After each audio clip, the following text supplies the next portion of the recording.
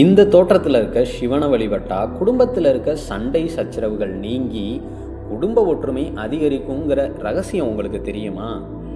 சிவன், பார்வதி, முருகன் மூவரும் ஒரே வடிவில் அருளும் சோமஸ்காந்தர் எனும் தெய்வீக வடிவம்.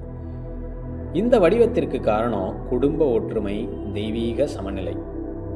குரு ஞான கிரக சமநிலையை காட்டவே சிவன் இந்த வடிவில் அருளி இருக்காரு. இந்த வடிவத்தோட சிறப்பு, சிவன் என்றால் ஞானத்தை குறிக்கும், பார்வதி என்பது சக்தியை குறிக்கும், முருகன் என்பது செயலை குறிக்கும். இந்த மூன்றும் இணைந்தா வாழ்க்கை பூரணத்துவம் அடையும். எப்படி வழிபடணும்னா, செவ்வாய் மற்றும் திங்கள் கிழமைகளில் சிவன் ஆலயத்தில் சோமஸ்காந்தரை தரிசனம் பண்ணலாம். ஓம் நமசிவாயன்னு 108 முறை சொல்லிட்டு முருகன் பேரில் ஒரு விளக்கு ஏற்றலாம். இதனால் கிடைக்கும் நன்மைகள் குடும்ப ஒற்றுமை, திருமண தடை நீங்கும், குழந்தை பாக்கியம் கிடைக்கும், மன அமைதி, ஆன்மீக வளர்ச்சி கிடைக்கும், குரு மற்றும் சுக்கிர பலன் கிடைக்கும்.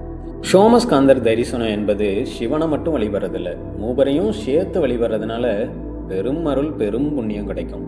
அடுத்து வாய்ப்பு கிடைத்தா மறந்தும் விட்டுறாதீங்க. மறக்காமல் சப்ஸ்கிரைப் பண்ணிவிட்டு உங்கள் நண்பர்களுக்கும் பகிருங்க.